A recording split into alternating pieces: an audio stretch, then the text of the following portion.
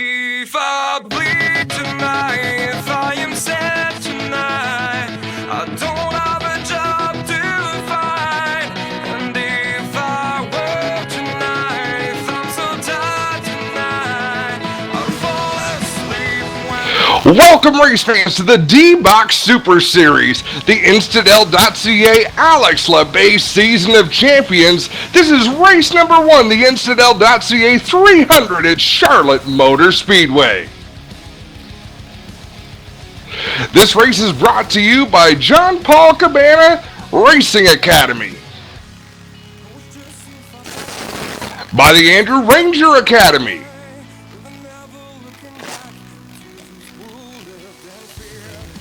by Printees.ca for top printing and custom apparel, and by Old School's Graphic and Design for the best iRacing paint and hero cards on the market.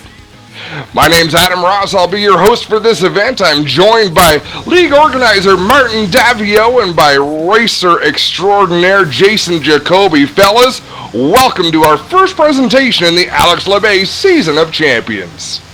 All right, thank you so much, and we're so proud to be here with you, my friend, and what an exciting night that's coming up for us. Martin, before we get into this, we're having a look at practice on the racetrack, a competitive bunch of race cars, and they're digging early on. Talk first about D Box, the presenting sponsor of the Syper Series. Many good things are coming up for us with D Box this season. They join on us. They decided to go with us full board on the Alex LeBay Season of Champion. We are going to be racing with many top drivers in the United States and Canada to get a chance to be able to get a D Box sponsorship. And that's exciting news. Great to welcome Jason Jacoby to the series, and he's going to lead the field to the green flag. Claude Fairland on the outside of row number 1. Callum McNichol and John Schweikert make up row 2. Third row is Mannix Riche and Martin Daviau himself. Jason, great to have you racing with the series and joining us on these broadcasts. Thank you, Adam. Thank you, Martin. It's great to be with you guys. It's a lot of fun to race in this league, and big D-Box sponsorship up for grabs, so we're going to go out there and try to win it. 31 drivers are taking the green flag as the field charged down into turn number 1. The green flag wasn't going to last for long, Martin. A driver that shall remain nameless, but it rhymes with Adam Ross, missed his shift going into turn number 1. All hell broke loose. Yeah, you missed a gear all right, but it's okay because we got the incident replay presented by Instadel here from D Box Syper Series. And we'll see what happened here. Guide us through it, Adam. We're on board with George Savard. George started deeper in the field, and again, things were normal. I got second to third gear, no problem. When it came time to hit fourth gear, I just couldn't get it into gear. I tried a few times, and when you're dead in the water and cars are coming up to speed, like this is a high-speed corner. You can see me in the blue car getting things all bottled up, and then things went bad from there. As you can see, a lot of cars running into each other. Yvonne Hebert got into the wreck. Feel terrible for those guys as they didn't deserve that nonsense. Dallas Pataska got involved. A lot of cars tore up on lap number 1. And Dallas Pataska from Eoto Racing Series. We got a lot of high hope for him. He's a really strong driver. Keep following him during the season here. And the field was deep for this first race. Of course, we're showing the highlight version of this event. It took place last Wednesday night. That was the launch of the series. You got a lot of new names in Martin. As you know, as you told me today, there's some bigger names coming. If you like iRacing and you enjoy these broadcasts, you want to tune into our races because there are top-notch drivers showing up. On top of that, there's actually even some real NASCAR drivers competing in all the series in the real NASCAR series that's joining us here from part-time stuff. It's pretty impressive. So lap number 6, the restart takes off. As you can see, problems up there between 3 and 4. We didn't get too far. The pace car coming out onto the racetrack stacked them up big time there in 3 and 4. We're going to have some replay looks here. Can't wait to see what happened there. And this track, Jason, you can attest to this, although you were at the front, so you didn't have to deal with too much of this craziness. But the speed you go at this racetrack, it is hard to avoid trouble when it starts. You can see Mertz in the 36 getting sideways. We're going to have an onboard look. There's just nowhere to go when a car gets sideways in turn 3. That's exactly right. You know, at any track, it's hard to avoid a wreck, but like you said, at Charlotte, you're carrying so much more speed, so you got to be really lucky to avoid a crash here. So here we got Martin Livernuts here just playing bowling there. Couldn't see nothing there. It's so hard to run these races. And, you've got some guys that are really, really good. You've got other guys, Martin, like myself, kind of a bench quarterback doing my best, but you've also got real good racers out there. So when a big wreck happens, you can really show who's got the experience and who doesn't. And there was a number of cars took advantage under this yellow to head to pit road and have repairs. You gotta mention too that this series just involved, it's like our 3rd year, I guess, and the quality of the drivers up front went so up, especially with all the American guys that just join us this season from E-Auto Racing. The competition is going to be a lot tougher. And that's what people look for. They look for that competition. And Jason, I'm sure that's what brought you to this series. Is there's some good racers in this group already, predominantly from Quebec, Canada. But now we got a lot of American racers coming in. The cream rises to the top, and we're looking right now at some fantastic racing here.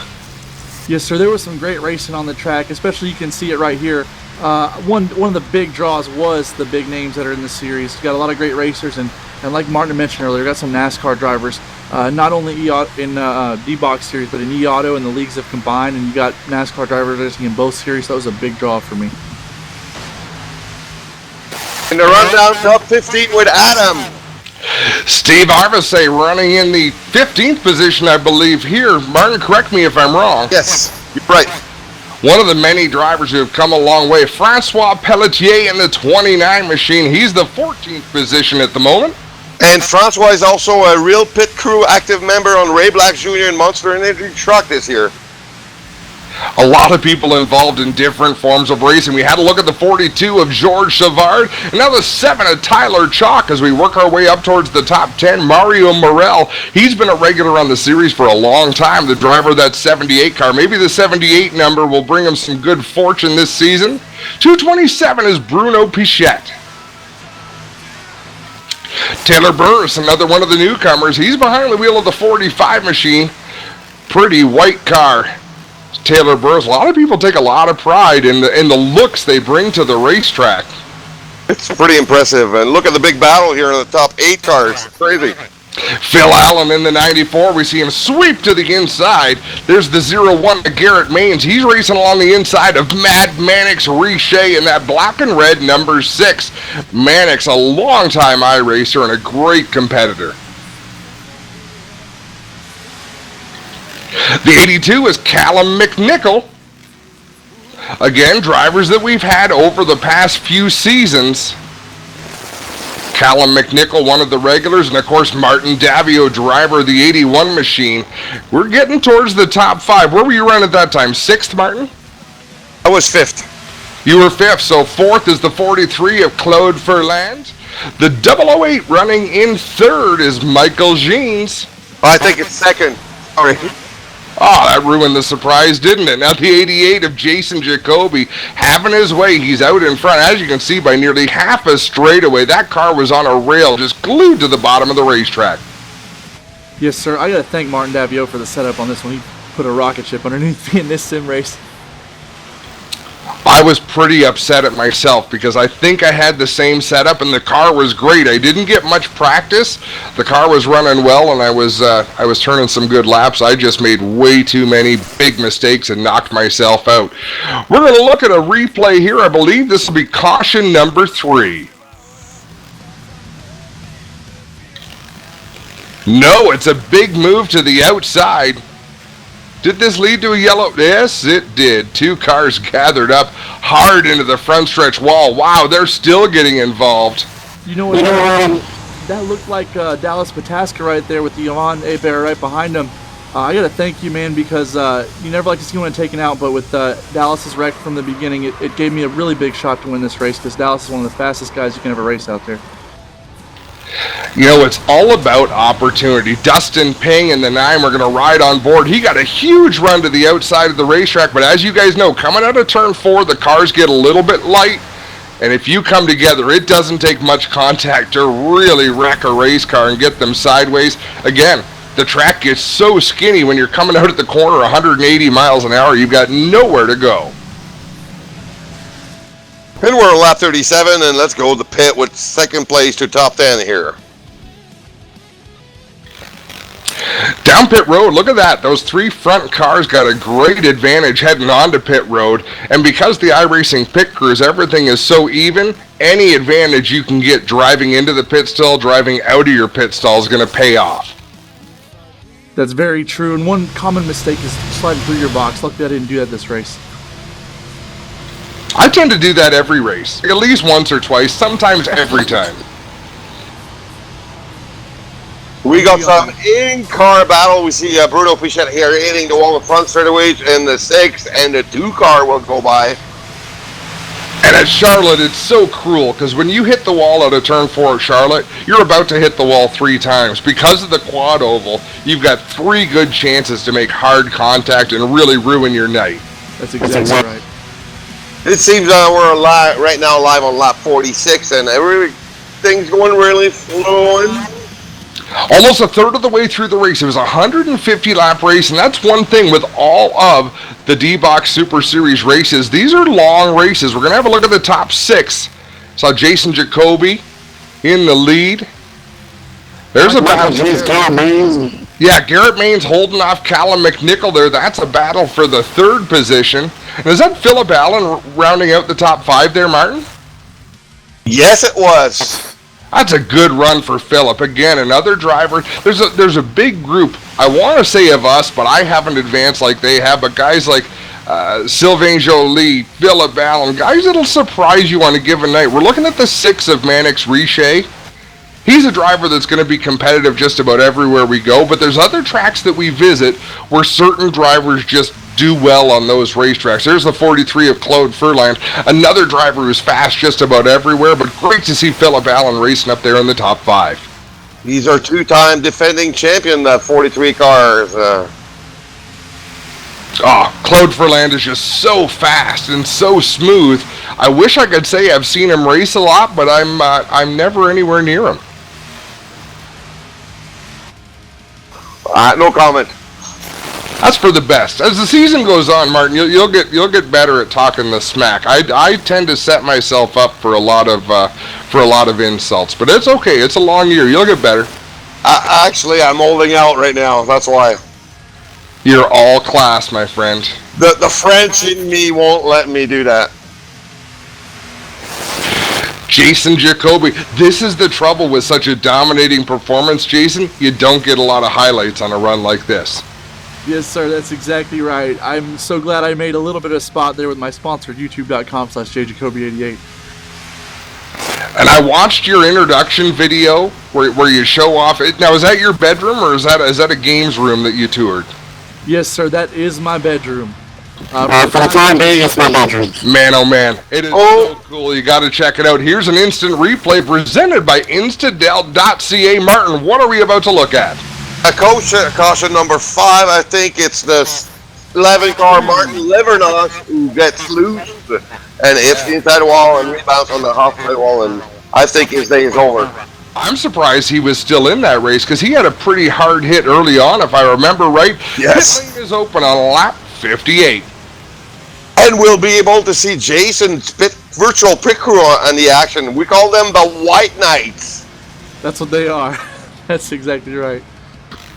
Jason, do you find during these races you're making a lot of adjustments on pit stops, or when your car is that good, are you able to just leave it alone and try to run clean? Yes, sir, that's what I have Martin for. Martin's my genius when it comes to setups. In fact, these last 2 races in the D Box Super Series, I have not made one single adjustment on the car.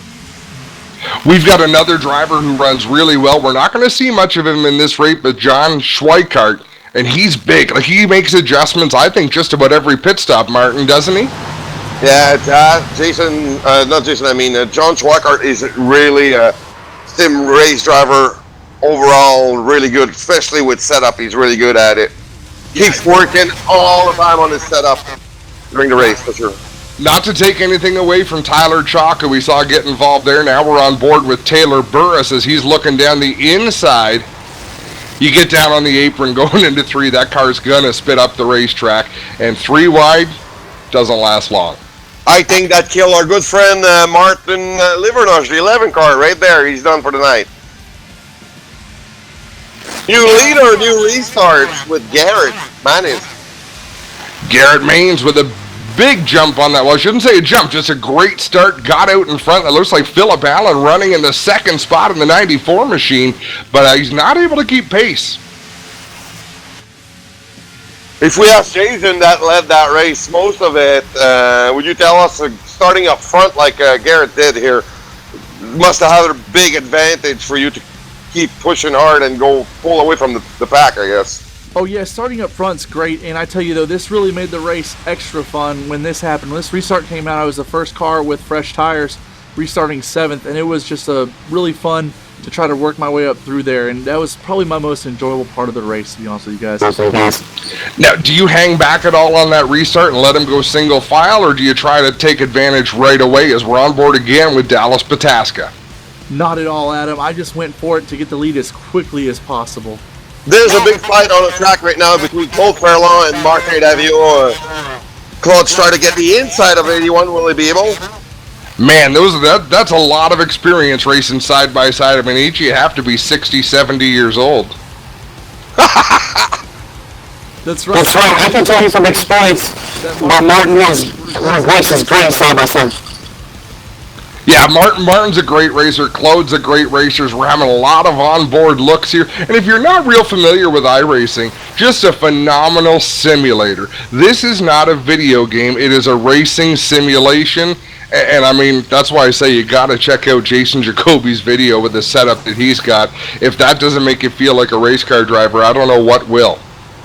Well, thank you so much, Adam. It's youtube.com/jjacoby88, and you can see my sim rig built out of a real race car with as much real racing parts as you can possibly cram into a sim rig. Let's talk for a second. You had a good point there, Adam. You're talking about this simulator is so close to the real thing. Let's talk about Alex Labbé, when Alex used it and why he's using it for. Well, yeah. How did you do that? Because when people look at your video, they'll say you use a real racing steering wheel. In fact, you use a real expensive racing steering wheel. How do you get that calibrated to work with iRacing? Well, you know what, Adam? I have the best of the best inside this rig, and all these parts, when you have the best of the best, it makes it a little easier to get them to work together. The gentleman who built my sim rig, Mr. May, who's building more and more of these rigs, he put a Max Pappas wheel on top of a steering column with a regular NASCAR quick release, which is attached to one of the top-of-the-line motors that NASCAR teams, Formula One teams, and World Rally teams use for their own simulators. And we got our first green pit stop of the season on the green here. Watching Jason Jacoby make that long drive down pit lane. He's got pit stall number 1 because he qualified on the pole. That's a good, clean stop. In fact, that looked like a bit of a cautious stop there, Jason. It was very cautious. With the lead as big as I had, I didn't want to do anything to mess it up. Now, granted, I did lose time by being so cautious, but not as much as if I would have slid through my box or entered too fast or exited too quickly. Yeah, exactly. You kind of choose your poison when you're ahead by that far. The pressure's on everyone else to perform. If you just go in easy, come out easy, makes things a whole lot nicer. Exactly.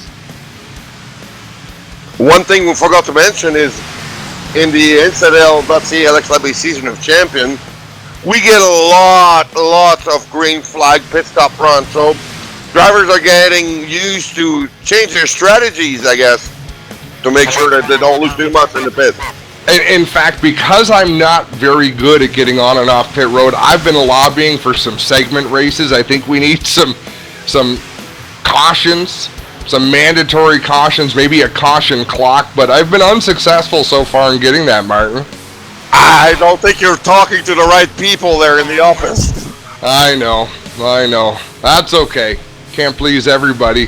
Last pit stop of the race, lap 122. So just 28 laps to go, and Jason Jacoby back on pit road.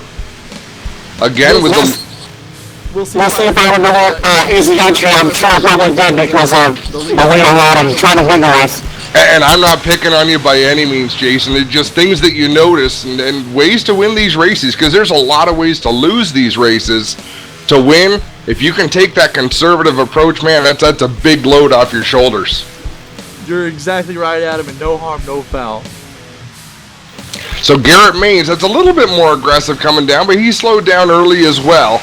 When you come in a pack, you'll see people start to get more aggressive getting in and out of their pit box, particularly getting out of the box, because you've got less to lose, speeding up as quick as you can to get to the pit road speed limit. You see those green cones they just went by? That's the end of pit road speed limit, so they can really get on the throttle. But Martin, one of the biggest rules in our league, you do not come onto the racetrack until you're on the back straightaway.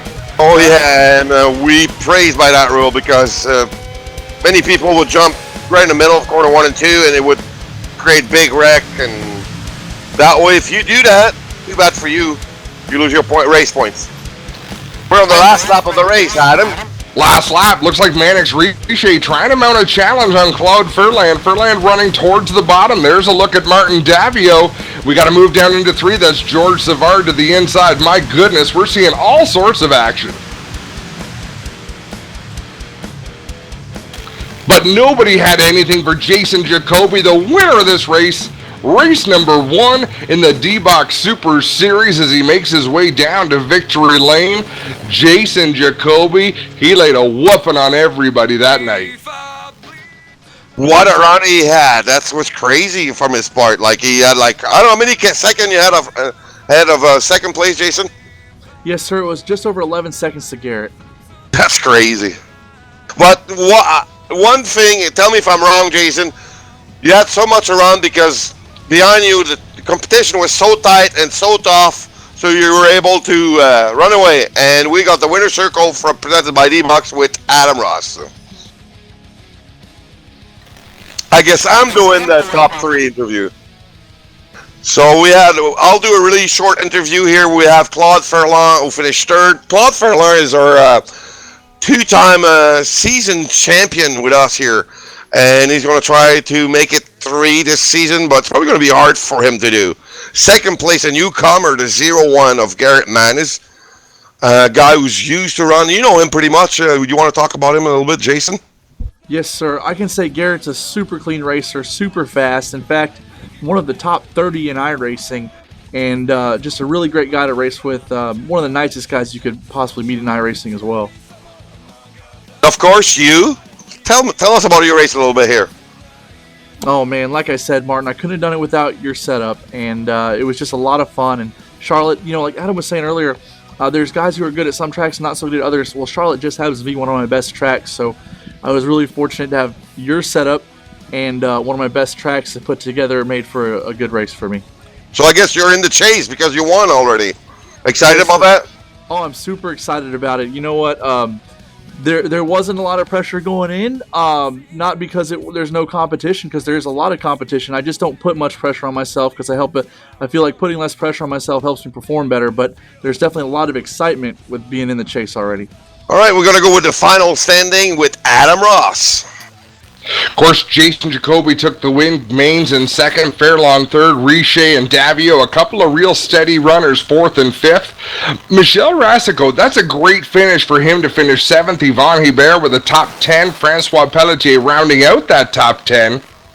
Tyler Chalk 11th, Steve Arvisae in 12th. Philip Allen, that's got to be disappointing for the driver who ran inside the top 5 most of the night. He had a great drive, did not get the finish he likely deserved. Bruno Bichette in 14th, and Philippe Savoie rounding out that top 15. We're going to go to the 15th to 29th. And here we have guys who are probably a little bit disappointed the way things shook out there. Taylor Burris, Mario Morel, Callum McNichol, Andre Baudouin.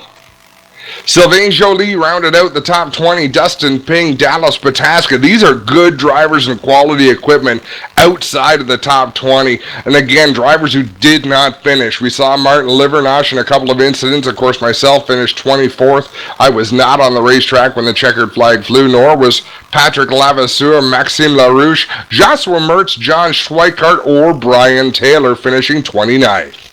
I'm sure they will be back stronger in the next race at Pocono here. Yeah, Pocono is round number 2. Another funny racetrack. I really enjoy driving around Pocono Raceway. It's very technical. It's short track. It's super speedway. It's got elements of everything. And is our good friend Jason has a final word here? Adam and Martin, I'd love to thank you guys for being a part of this league. This is wonderful. Martin, thank you for inviting me to run this league. It's been awesome, and I look forward to many more weeks with you guys. Fellas, it's only going to get better as the season goes on. This was a great opening race of the D Box Super Series, the Instadel.ca Alex LeVay Season of Champions, the Instadel.ca 300 at Charlotte. It's been a great show.